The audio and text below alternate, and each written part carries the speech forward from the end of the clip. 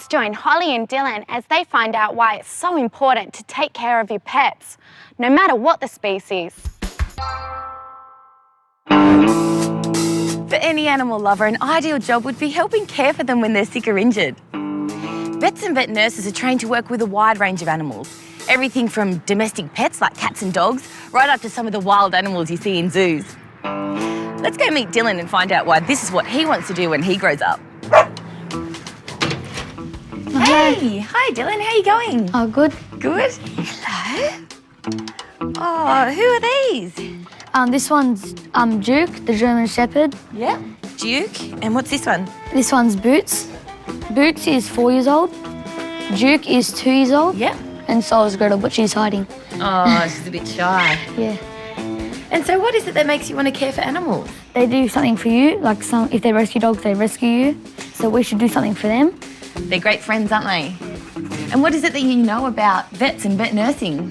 Sometimes they operate on them, like to see if they have something like wrong in their body. They fix them. Absolutely. They look after them, don't they? Yeah. So would you like to go and meet someone who's met all sorts of animals with their work as a vet nurse? Oh, yes, that'd be great. Let's go.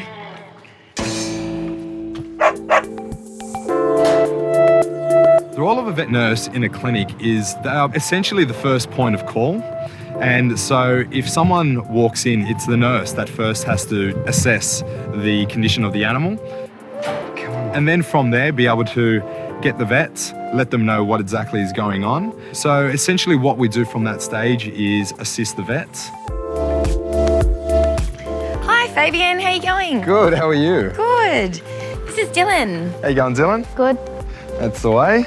So, Fabian, what animals have you worked with? I've worked with lots of different types of animals, but mainly I've worked with dogs and cats. I guess that's the main sort of animals that people have at home, so they're the most common ones that we see. So, what was your favourite subject at school?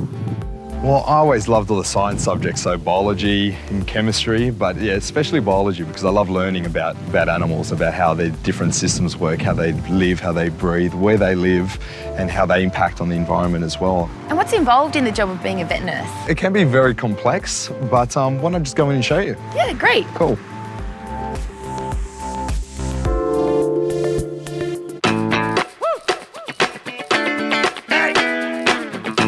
Hi, Jenny.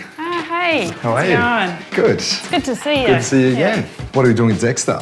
Yeah, so this is Dexter. He's my 5-month-old boxer, and as you can see, he's a bit special because he's white. And he had a seizure last night. It's actually the second one he's had within about 2 weeks. When they have seizures, it's actually a problem in the brain. Most likely in his case, because he's so young, we think it's probably epilepsy. Yeah, so same as people get epilepsy, dogs do too. Yeah, it's funny how people don't realise how many human illnesses that our pets can have as well, such as epilepsy. So Yeah. Why do you like working with dogs so much? Well, they're man's best friend, aren't they? They're so special. I like working with them because it is like treating a family member. So I'm a doctor, but just for animals.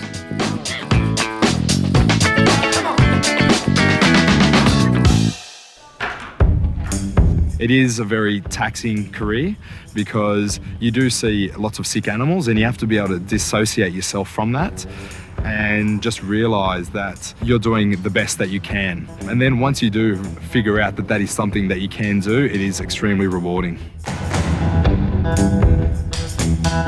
Hey Marta, how are you? Hi, good, how are you? Good. So what are we doing here? This horse has come in because he was sore in this foot, so he had what's called a lameness, and we found a very, very deep abscess. It's much like a very, very deep pimple, something like that.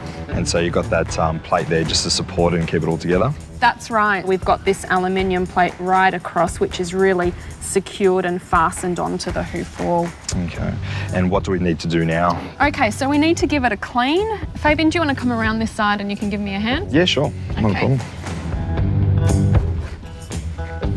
Okay, Dylan. So yeah, pretty much as an assistant, we do whatever the vet needs to be able to do the job. So a lot of jobs need more than one pair of hands to do it. Great, so what we'll do is we'll make sure everything's nice and clean and make sure there's no dirt packed in underneath this shoe. Why do you like working with horses? Well, I think it's really challenging because they can't tell you where they're sore or what's wrong with them. So it's a bit of a puzzle that you have to put things together in order to try and find out what's going on. When it comes to looking after your own pets at home, it is very important just to always keep an eye on them so that you know exactly what their normal behaviour is. So then if there's any sort of difference between what is normal and then when they're unwell, you can actually pick that out quite well. Besides just domestic animals, we also look after more exotic animals, and that's what they look after here. So come through, I'll show you. Great. So what's happening with this bird? Well, this bird came in yesterday and came in critically ill. It had a blood transfusion, and so what Jane is doing here, the vet, is just injecting some fluids and also some antibiotics just to treat any bacterial infection. What kind of bird is it? It's a Quaker's parrot. And we're also treating for a possible toxicity because this bird came in collapsed and had been depressed for a couple of days. That is a possibility that he's eaten something that he shouldn't. And one thing that birds really like to eat are things with metal in them. And so they get heavy metal toxicity and their red blood cells get affected by that. And that may be why he was so low on blood and why we needed to do the blood transfusion yesterday. So do we have to watch out what metal ends up in the environment, in rubbish? We do, yeah. We always need to think about that because lots of different animals will enjoy eating metal because metal tastes sweet. Anything that's in your house as well. So paint tastes sweet and your Venetian blinds taste sweet. So that's why we have to be really careful of what we have in our house when our animals are roaming. Working with animals and working as a vet nurse in a clinic, you don't know what's going to come through the door. It makes your job and waking up every morning exciting. Just no hands near mouth. He loves his food. Yeah. And fingers look like food. What kind of injuries and illnesses do reptiles get? Well, guys like this, they commonly cross the road, so one of the most common injuries they get is by getting run over by a car. But yeah, the guys here, they do everything they can to rehabilitate them. And what lizard is this? This is a shingleback. So with this lizard, you can see that the tail looks very similar to the head, and so that is to confuse the predators so they don't know which side to go, where the mouth is. The skin, it's very thick and protects their internal organs. It's like armour. Exactly, it is an armour.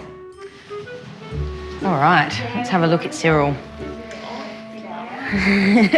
He's great, isn't he?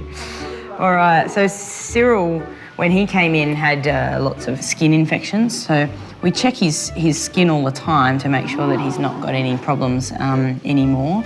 And every year, reptiles shed their skin, so we've got to make sure that Cyril can shed all the little pieces of skin properly. Otherwise he'll get sore in the areas that the skin doesn't come off. So you can see his little toes. Some of them are a bit funny. He's missing a few. Missing a couple there. Yeah, that's all right. And down the back here. Nice shiny coat as well. Yeah, nice shiny armour. And shiny. Yep. So that means that he's relatively well hydrated. And then we always check noses and mouths in reptiles, and you can see his mouth is nice and pink and a nice blue tongue. That's pretty normal for these guys.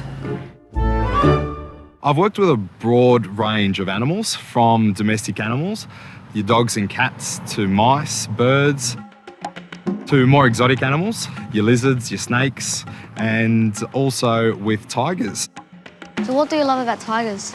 Well, the things I love about tigers changed over time, but when I was a kid, I just loved how independent and graceful and powerful they were, just what they symbolise. And then as I grew up, there's lots more that I learnt about them and more to love.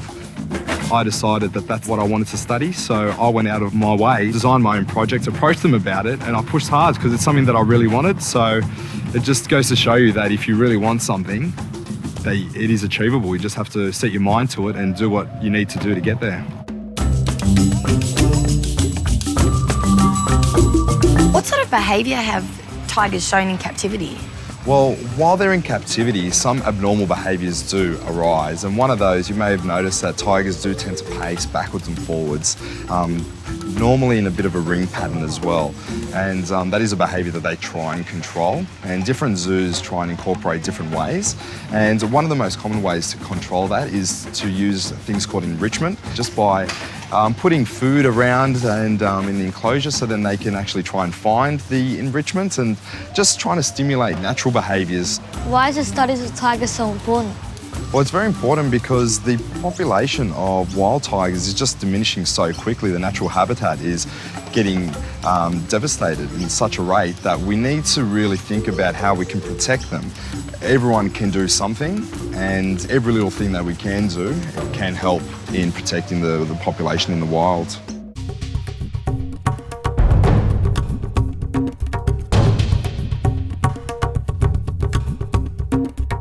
Oh, they're beautiful. Look how small they are, so cute. Aren't they cute, Dylan? Yeah. Just give them a little space in front there. Yep. They'll come right past. Come fly over this way. You want to give them a peck? Yes. Behind me. Come on, Dylan. Come around and give them on the backside.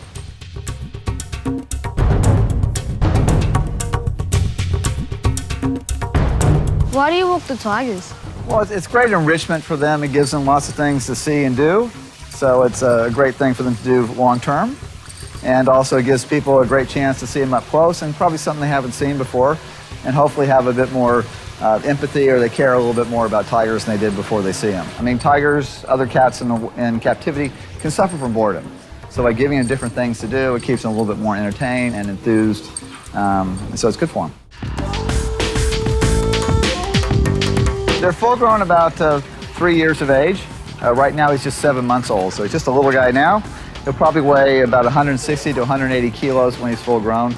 Right now he weighs about 55. So does he grow into those paws, or will they get bigger? Sort of. They always have pretty big feet, though. Yeah.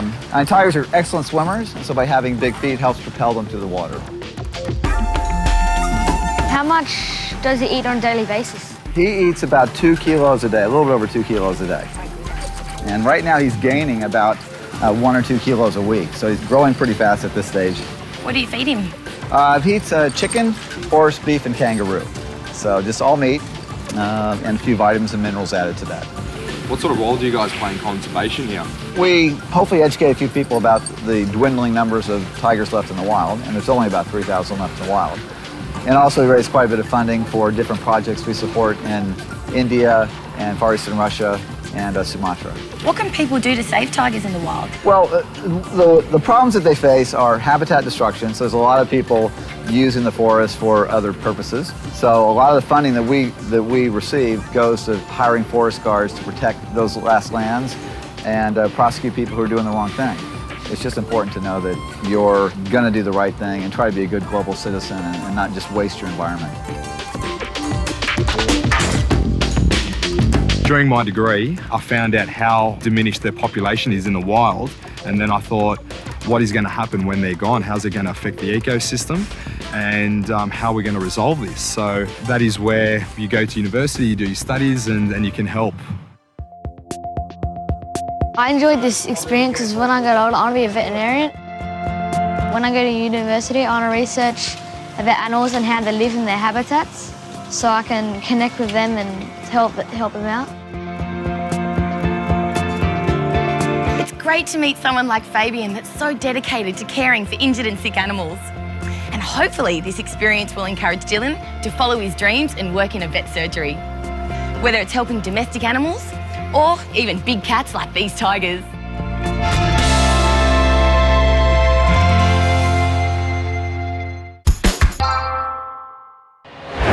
On the next episode, Harley learns how to build computer games and Lockie takes the plunge as he comes face to face with some sharks.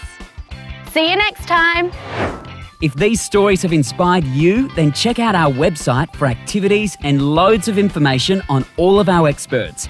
Plus, don't forget to challenge yourself with our Inquiring Minds game.